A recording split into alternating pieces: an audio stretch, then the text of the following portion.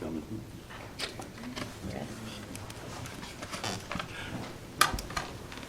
Okay, we'll go ahead and call the common council meeting to order. It is 6 o'clock p.m. on Tuesday, December 13th, 2022. Let's stand and say the Pledge of Allegiance. I pledge allegiance to the flag of the United States of America and to the republic for which it stands, one nation, under God, indivisible, with liberty and justice for all.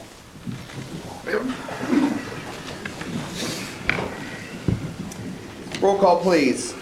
Wegold. Here. Varga. Here. Middleton. Here. Crowder. Here. Romano. Present. In front of you are the minutes from our last meeting on Tuesday, November 22nd, 2022. Were there any changes or corrections?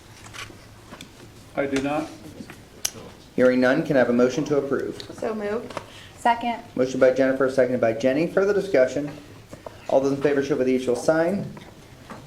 Okay, Jenny, Jennifer, Dan, and Walt approve, and Tad abstains. I abstain. And Tad abstains.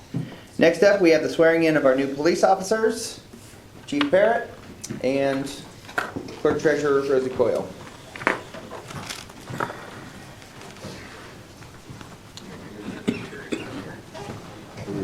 I don't have that mobile phone. I have a 14. I don't know if you're there or not. Yeah. What is going on? You're doing awesome. Musical chairs.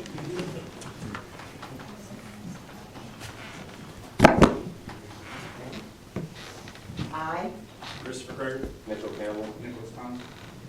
swear that I will support the Constitution of the United States, Swear that I will support the Constitution of the United States, the Constitution of the State of Indiana, the Constitution of the State of Indiana, and that I will faithfully and impartially and that I will faithfully and impartially discharge my duties discharge my duties as a police officer of the City of Columbia City, as a police officer of the City of Columbia City, according to the law, according to the law, to the best of my ability, to the best of my ability, so help me God. so help me God.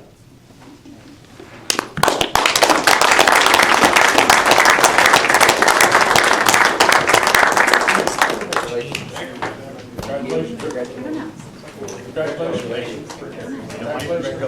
Congratulations. Congratulations. Congratulations. Thank you. Congratulations. Thank you. They come over here. That's scary about that. Now you gotta give a speech. They are very good. All right, on 13.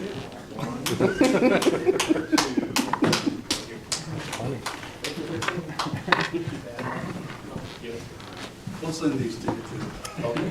Thank you to all the family and friends that have came for this. We're really glad to have all three of you on board. And with that, if you want to exit, you can, or like I said, you can stick around if you want. But thank you for coming and supporting our officers. I would suggest you leave when you can. Sean, if you'll forward some of those to me.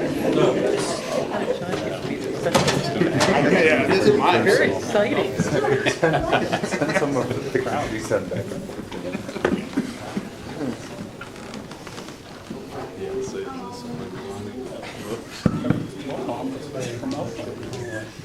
Oh, I didn't realize. He's from another, Yeah, he's not from. Yeah, right. I wonder if it was the, brother, okay. And they're the crowd. And they were the crowd.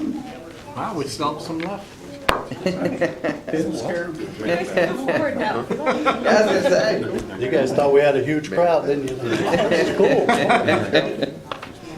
Okay, we'll go ahead and keep moving on our agenda. Next is the rezone request. This is the second reading of ordinance 2022 dash, I'll get there here. Hold on a second. 2022-31. Do I have a motion to read by title only? So moved. Second. Motion by Jenny, seconded by Jennifer. Further discussion? All those in favor show by the usual sign. It's unanimous. Please read ordinance 2022-31 by title only. ordinance 2022-31, an ordinance amending the zoning classification of certain property from the R3 multifamily residential district to the GB general business district. As a reminder, at the last meeting, Mr. Espick was here to talk through the kind of the rezone and what his kind of plans are for the property. All of those were listed in the minutes from the last meeting. So was there any questions, comments, concerns since that meeting?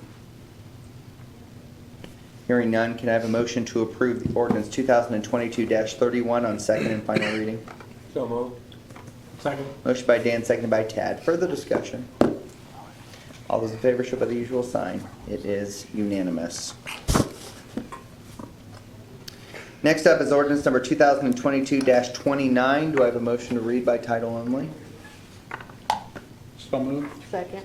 Motion by Walt, seconded by Jennifer. Further discussion? All those in favor show by the usual sign. It is unanimous. Please read ordinance number 2022-29 by title only. Ordinance 2022-29, an ordinance to be known as the 2023 salary range benefit ordinance. As a reminder, this is the ordinance that sets the salary ranges for all of our employees. Was there a change on that? Okay, so we must have gotten that at the last time. Yeah. Okay, thought so. Okay, so there's been no changes since the last time. Any questions, comments, concerns about this ordinance? Hearing none, can I have a motion to approve ordinance number 2022-29 on second and final reading? So moved. Second. Motion by Jenny, seconded by Tad. Further discussion? All those in favor show by the usual sign. It is unanimous. Next up is ordinance number 2022-30. Do I have a motion to read by title only? So moved. Second. Motion by Tad, seconded by Dan. Further discussion? All those in favor show by the usual sign. It is unanimous. Please read ordinance number 2022-30 by title only.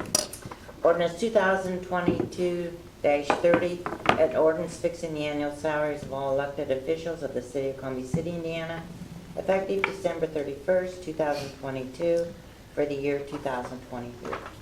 As a reminder, this is the elected officials' salary ordinance. It includes myself and the clerk getting, clerk treasurer getting basically the same wage increase as the employees, and common council not changing in their current wage. Further discussion? Okay, can I have a motion to approve ordinance 2022-30 on second and final reading? So moved. Second. Motion by Dan, seconded by Tad. Further discussion? All those in favor show by the usual sign. It is unanimous. Next up is ordinance 2022-34. Do I have a motion to read by title only? So moved. Second. Motion by Jenny, seconded by Tad. Further discussion? All those in favor show by the usual sign. It is unanimous. Please read ordinance number 2022-34 by title only. Ordinance 2022-34, an ordinance establishing a policy for electronic funds transfers and online banking for the city of Columbia City. So as a reminder, this, again, this is the second reading of this, and this is policies that have been established basically by State Board of Accounts for us to kind of help us in the security of those transfers. Further discussion on this issue from the last meeting? Hearing none, can I have a motion to approve ordinance 2022-34 on second and final reading? So moved. Second. Motion by Jennifer, seconded by Tad. Further discussion? All those in favor show by the usual sign. It is unanimous. Next up is ordinance number 2022-35. Do I have a motion to read by title only? So moved. Second. Motion by Jenny, seconded by Walt. Further discussion? All those in favor show by the usual sign. It is unanimous. Please read ordinance number 2022-35 by title only. Ordinance 2022-35, an ordinance establishing a purchasing policy for federally funded goods, materials, and services. Again, as a reminder, this is the second reading of this ordinance, and it just has that federal purchasing pieces, if you will. So, any questions about that since the last meeting? Hearing none, can I have a motion to approve ordinance number 2022-35 on second and final reading? So moved. Second. Motion by Tad, seconded by Jenny. Further discussion? All those in favor show by the usual sign. It is unanimous. Okay, next up we have bankruptcy and deceased suspension of utility bills. Rosie. Okay, as you recall, every year we have accounts at the end of the year that we can't collect on. They've either filed bankruptcy or they've been deceased. And so I have to get your approval to suspend these off of our records. It's really, to me, of what the customers we have, it's not a lot. $2,213.39 for bankruptcy and $24,1631 for deceased. Is that number down a little bit, Rosie, from last year? I think it is. Yeah. I was gonna say, I thought so too. It looked like things were being taken care of fairly well. Yep. Every year this number is low because I think we have, obviously our utility department goes, ensures that bills are being paid, but on top of that, for those that are not paying what they use effectively, Marcia's office does a good job of ensuring that those bills are paid. And keep in mind, when individuals don't pay their bills, it hurts every utility customer. So it's important we do this. Any further discussion on that? Do I have a motion to approve the suspension of utility bills for the 2022 bankrupt and deceased list? So moved. Second. Motion by Jennifer, seconded by Jenny. Further discussion? All those in favor show by the usual sign. It is unanimous. Next up is the Arts Commission ordinance correction. So Marcia and I realized that there was a slight typo in the ordinance. So Marcia, I'll pass it over to you. So all I need, section 4.04 had the IC code of 5-2 for the publication. It should be 5-3. It was just a typo. And all I need you to do as a council is to please approve changing or correcting the typo, and then I'll get the page to Rosie on that. Please. I move that we change the numerical typo. I second that. Okay, I have a motion by Jennifer, seconded by Tad. Further discussion? All those in favor show by the usual sign. It is unanimous. Thank you. And I'm sorry. Glad that doesn't come up very often. I'm surprised that none of you looked up the Indiana code and found that it was wrong. I'm just kidding. The mayor found that, by the way. It actually took me, because I was looking up, I was like, wait a minute. Wait, who did? What code is that code? You really looked it up like that? Say what? You really looked it up? Yeah, oh yeah, I really looked it up, yeah. Yeah, but I'm a geek like that, so that's part of it. So just for your information, because I know that I've gotten questions, Arts Commission, on that note, is I have appointed my 4 members of the Arts Commission, Greg Hockemeyer, Kay Fleck, Mike Thomas, and April Frazier as my appointees. And that meeting is scheduled for January 3rd. Thank you, Chip. January 3rd for the Arts Commission. So hopefully I didn't just step on you there, Jennifer. Okay, good. Okay, appreciate it. Greg Hoffmeyer. Greg Hockemeyer, Kay Fleck, Mike Thomas, April Frazier. Okay. Department head reports. Yes, we're there already. Chip. I have nothing, just finishing up year-end projects and to-do list. Questions of Chip in that thorough report? Can we review that, Chip? I think I missed something. Sean. So some of you might have noticed the concrete pads poured for our Main street lighting. All the conduits are in. The bases are all poured in concrete. They have to cure for a week, and then we're gonna start setting poles probably next week, depending on the weather. So hopefully by the end of the year, we'll have new street lighting on North Main Street, and it'll look really nice, hopefully, depending on, again, weather. Also, we're working on a bunch of end of the year type of stuff. Pretty soon we're gonna start going over inventory and things like that, but we're just staying busy with a lot of upgrades, people upgrading their electric for the winter, I guess. So doing a lot of that type of work, and other than that, just daily work orders. Questions of Sean? Thank you. Kelly?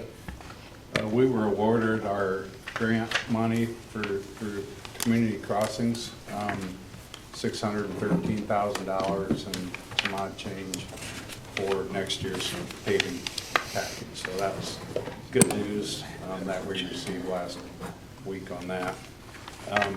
We did a round of wind pickup due to a couple storms from last month, and finishing up leaf pickup. We'll be putting machines, cleaning them up and putting them away for the winter, and starting to think about snow, I guess. So, that's it. Questions of Kelly? Thank you. Mike? During the Board of Works meeting, we opened 3 quotes for CSO 19 project. Engineers took that back. They'll go through all the packets and make sure everything is in order and come up with the company that's bid will be awarded to. The force main for Steel Dynamics, we are completing the fourth quarter maintenance on that. We should have that finished up by middle of next week. All the industrial inspections have been done. Employee evaluation, the goals will be this Thursday. Following Thursday on the 22nd, I have a meeting between Donahue, S&K, Pump, and Maddox. Hopefully we'll be finalizing the force main plans. The force main is designed. We're just waiting on the pump part to put that together and come up with our final plan and design on the project.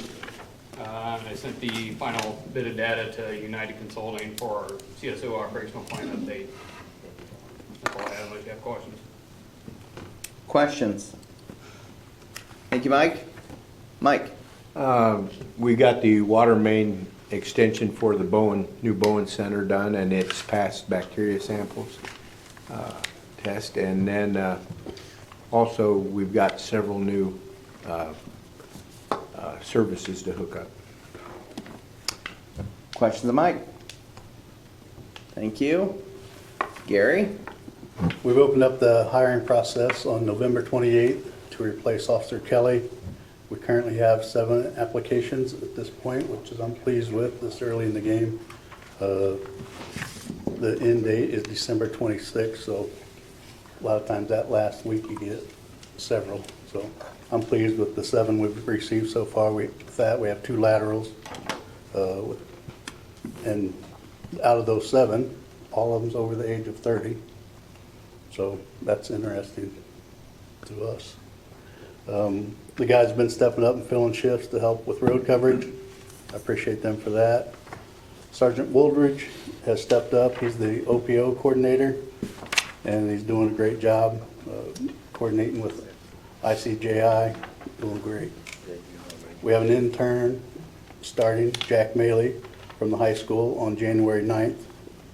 Always look forward to the interns coming in and seeing what we do, and working with the high school is a pleasure, so that's great. Patrolling for Presence is December 17th at Pages Crossing. Look for that to be a good event for the children. And dispatch is running smooth and just doing day-to-day operations. Question of Gary? Thank you. Tom? Well, I'd like to announce that as of right now, all of our equipment is up and running and in service. Big, yeah, again. I'd like to thank the police department, the Whitley County Building Department, the health department, and who did I miss? Oh, the state fire marshal's office. We had an issue today that we all had to come together, and I'd just like to say thank you to them. Colin Iden, our newer hire, starts January 3rd. That's exciting, especially I was just informed today that I'm going to have 2 guys off on the FMLA starting the first month or in January. So that's going to be a great way to start the year. But that's what it is. Stamper, one of our newer hires, showed an interest. The one that came here from Warsaw showed an interest in becoming an inspector taking over for Chris when he leaves, because he did put in for his drop, which means in 2 years from March, he's probably gonna be leaving. He's the only person certified as an inspector right now. So Trent is looking at, and we got him signed up for a class to go starting the middle of January through the middle of March to that class, and hopefully get his certification to fill that void when that happens. So that's good news for us. The Christmas Eve candy giveaway will be from 6 to 8 p.m. at the courthouse. It's going to be an outside drive-through. Again, I did get permission from the Board of Works, even though I failed to remember to turn in the paperwork to do so. So I'll get that turned in here to get it stamped and approved here officially. Our gas meters are still on order. Again, gosh only knows when they're gonna come in, and our AEDs as well. So still anxiously awaiting the arrival of those replacement pieces of equipment.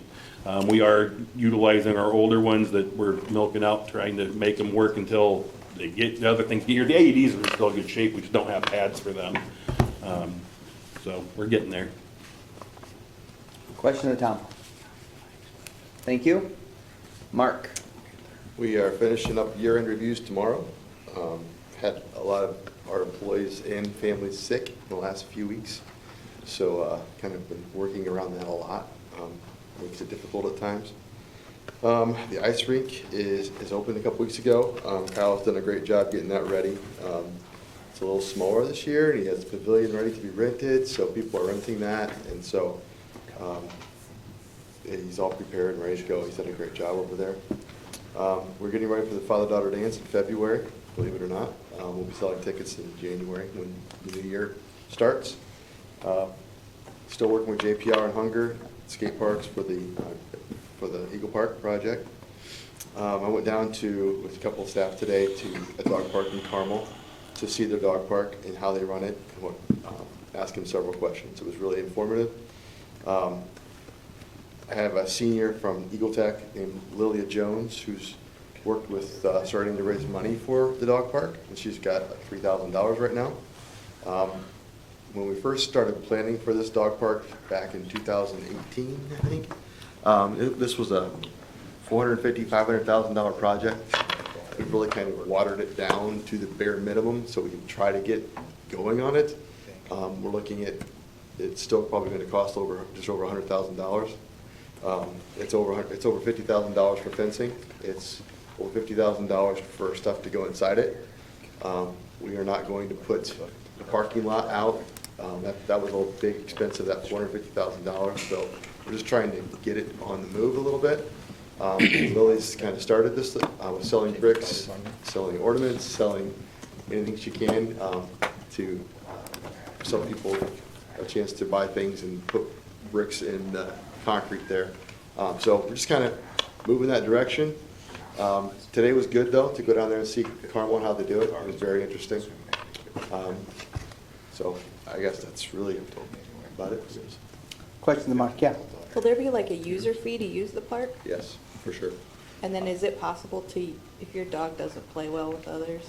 Well, if that's the case, like those are the things we talked about today. For example, a membership, I'll just use Carmel as an example. Okay, you obviously know Carmel is not Columbia City. Okay, they charge $11 a month for a dog. Okay, so if you had 2 dogs, it'd be $22 a month per dog. They have 700 dogs that are members. They have 700 on our waiting list. So they're bringing in, it's a lot of money each year just from the dog park. But it does go toward the maintenance of it. It does cost a lot. When they sell a membership for their dog there, each person, they pay their $11 for the first month, but they're also paying, this is what they do. I'm not saying that we're doing it. This is what they do. They pay a one-time $35 fee that they actually get DNA from their dogs and send it to Colorado, and it's all stored there. So if there is an issue of people not picking up from their dog, they know who it is. Oh, that's really cool. Okay. Now, I love the idea. I'm not saying that I'm 100% sure that we'll do it, but it does cut down. They don't have that problem. Okay. It's a very well kept up, well maintained dog park, which is what I would want to have. not a place where, there's a lot of places that do not charge anything. But people just go drop off the dogs, dogs do whatever they want, no one cleans it, no one takes care of it. It's kind of gross. I don't want that. So, we did learn a lot. It was really informative. So, people have key fobs when they get a membership that lets them in. They have cameras on it. They've had issues with dogs killing other dogs. But the waivers and everything, they are not responsible for that. It kind of comes back to the owners. They have video of that they can see it all. So there's just a lot of interesting things that go into this that people maybe don't realize. It's not just putting a fence up and saying, bring your dogs. There's a lot of liability. There's a lot of things that have to go, you have to be ready for. Is it just one big open area or smaller? It's two areas. One's for smaller dogs and one's a little bit bigger for bigger dogs. And that's usually 35 pounds and under, it'd be smaller. But bigger dogs over 35 pounds. So if you had two dogs and one was small and one was large, you could take them into the bigger one. But again, you're making that decision. So.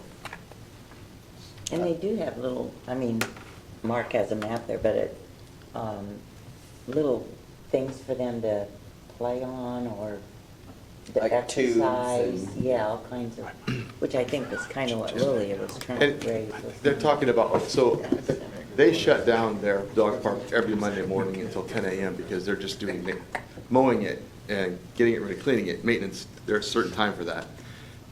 They have so much usage there that they have to reseed certain areas because the grass gets torn up quite a bit because there's so many dogs using it. And didn't really realize that was going to be much of an issue, but they made half of it mulch. So they never have to close that down. So it makes sense. So just different things we've learned. Any other questions? That's my dog every day to work. Okay, thanks. Thank you. Sam, you want to introduce yourself? Talk about the youth council?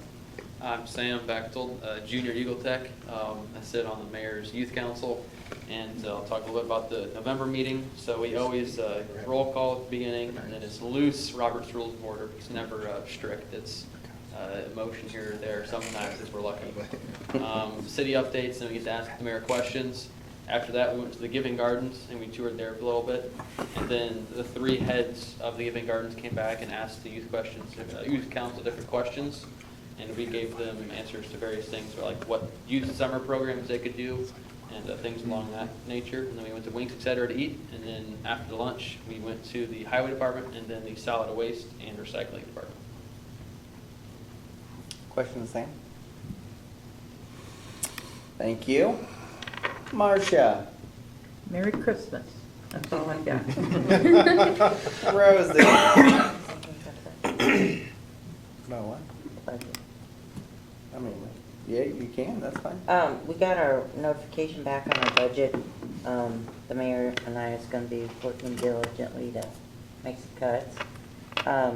The good thing is our assessed valuation went up almost 79 million. So our tax rate went down, I think it was 9 cents, I said. Something like that. Yeah, so. Jimmy Joe started on that. 9 cents total on the 79 million? No. 9 cents per what, $100 for the Yeah. assessed valuation? So, yeah, we just need to have it finished and back by Wednesday. Yeah, they give you like, 10 days. Wednesday night isn't tomorrow, Wednesday is the next Wednesday, to Oh, be yeah, real clear. But yeah, so this is the fun time of year where they decide that this is a really good time of the year for State Board of Accounts to come back and say, hey, you need to cut X amount out of your budget, or whatever. So, good news is, $79 million assessed valuation increase. To give you a perspective, that's, give or take, I think that's somewhere around, I think it's somewhere around 20%. So, that's a big AV increase, just so you know. But to be fair, a lot of the projects that have been constructed over the last couple of years had not necessarily went onto the tax roll yet. So keep that in mind that some of that occurs as well. Anything else? Okay. A couple things for your information. Lots of things are happening as always, but things since we haven't had a meeting in some time, so I'll try to make this quick. We have continued having conversations with the county about what consolidated dispatch may or may not look like. The final report is almost completed, and at that point, then the county will effectively need to make a decision on where they want to go from there. I'm not necessarily, I guess I'm sort of leading the conversation, but not from the position of, hey, we need to do this or not. I really am leaving it up to the county to really drive what their steps are going to be, or not, for that matter. Culver's was opened last Monday, and so we welcome them to the community. It seems like it's gone over pretty well, as you would expect, based on the hype. So we welcome them to the community. Evaluation time is happening, as you've heard some of them say, lots of evaluations of all of our staff, including the department heads, and so we've been doing that for the last week or two. Commissioner Schrump has had his retirement party on Friday, so we wish him well as he heads south for more than just the winter. So we wish him well on that. Youth Council is happening on Thursday, so we're excited about that. And US 30 is having office hours at the library on Friday, this Friday, from I think 10 to 1 at the library, like I said. So if you want to kind of hear what's happening, and or if you want to give input on US 30, if you've not done that, it's propelus30.org, I think. But there is a website. I posted that, as well as they are having these office hours as well as meetings. They had a meeting in Warsaw and a meeting in Fort Wayne most recently as well. So they're trying to get lots of input, let's just say it that way. For your information, the Whitley County Children's Choir is going to be having a little get-together in the City Hall lobby on Saturday. They're doing caroling around this downtown, and they need a place to park for cookies and hot cocoa afterwards. So I gave them that ability to do that. CIP committee meeting is after this meeting. What else do you need to know? I know I've talked a lot, and I apologize for that. Oh, I know. So City Hall will be closed the 23rd and the 26th in observance of Christmas Eve and Christmas Day, because they fall on a weekend. Same thing with New Year's Eve and New Year's Day. The 30th and the 2nd will be closed, so City Hall will be closed during those time frames as well. I think that's all I have. Well, You want to acknowledge the awards banquet in January, or do that? I mean, I can, yeah. So the city awards banquet is occurring on, I gotta find it first, January 27th. So we're gonna be having that at Eagle Glen. So if you need more information and you can get that from Beth, let me know. I'll be happy to share that over to you. But if it's on your calendar, that would be fantastic. We'd love to see you there. Walt? Echo Marcia, happy Merry Christmas, and be careful for the holidays and take care of the family. And that's all I got. Thank you. Dan? Not too much, except that since the Boy Scouts are here, I got an email about a potential resident looking at having an ordinance drawn up for how people are posting the American flag.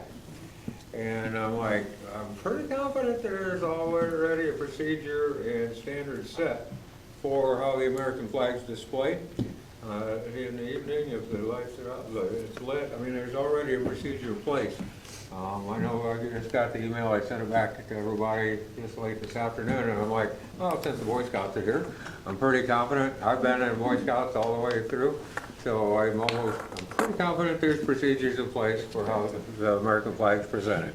So I don't believe, in my opinion, I don't think the city should overstep those federal guidelines on how the American flag's sent. Maybe we should send out a notice to people that don't know, because if you're Boy Scout, you know how to present the flag. But not everybody was there in Boy Scouts, so they need to be able to maybe we should send out what those, how that's specifically listed on how to display the American flag. So I think it'd be a great job for our newspaper to get that message out. Make a great article. yeah, so I just emailed everybody back, and I don't think we need to spend time on that. It's already set in place. And so that was just my little spiel. Merry Christmas, everybody. Thanks, and Dan, because I forgot to mention it, I have written an executive order naming the frontage road that is in front of the Coon Hunters Lodge as well as the new community foundation. That road will be now named Woods Way. Woods Way. That would be both honoring of the Coon Hunters and obviously what they do on a what their, I guess, hobby, I guess, or club, what they do there because they've been there for a long time, as well as the Community Foundation, who received, I think, a fairly significant gift from the Wood Foundation. So actually, there's a lot of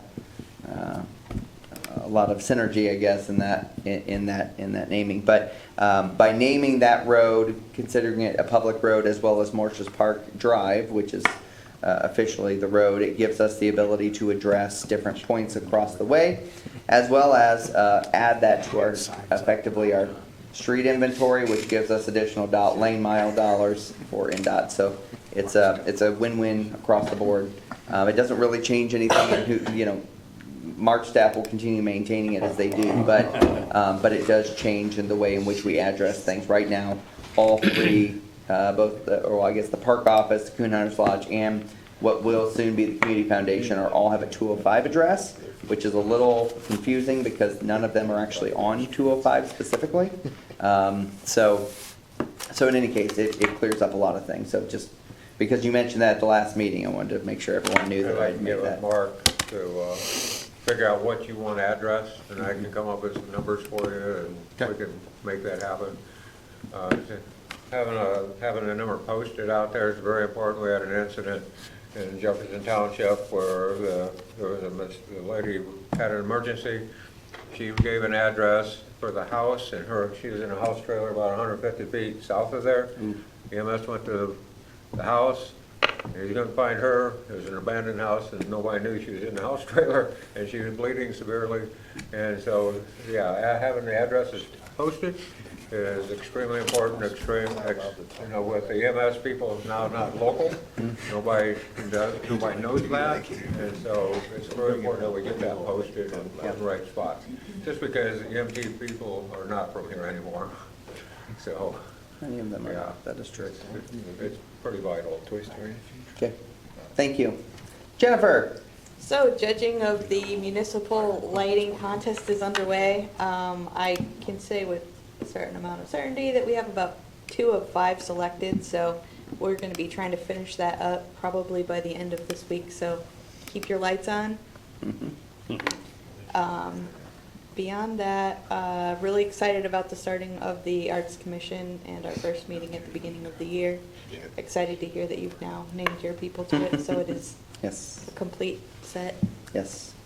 Yeah, lots of different backgrounds on that commission from different mediums, and so everyone's kind of bringing something different to it, and the overall important part of it is that it's elevating arts in the community and making art part of the discussion. So indeed, thank you. I will say, as we drove around looking at Christmas lights on Saturday, some really cool displays out there, but I don't know that I'd want to be their neighbors. I would. Unless I had some really good blackout blinds or something. So, thank you. And I think you're still taking addresses if individuals, if individuals know of good places to look at Christmas lights in the city of Columbia City. Please let Jennifer know. Yeah. Thank you. Tad. RDC today, a pretty quick meeting. We approved the request for proposals for the property at the corner of Jackson and Line Street. And then the LML property is, we can actually start, I guess, cultivating. Working on that. Interest and usage for that property. Yeah. So we're chipping away at it. Thank you. Get Jenny. that chip. Yeah, Chipping away. Chip is chipping He's away at oblivious. it, yes. Playing- He's not paying attention. He's over there playing Angry Birds or something. Just Merry Christmas. That's all I got. Thank you, Jenny, appreciate it. Press? Audience? Okay, hearing none, we'll call the meeting adjourned. Thank you. CIP committee meeting to be had here shortly. March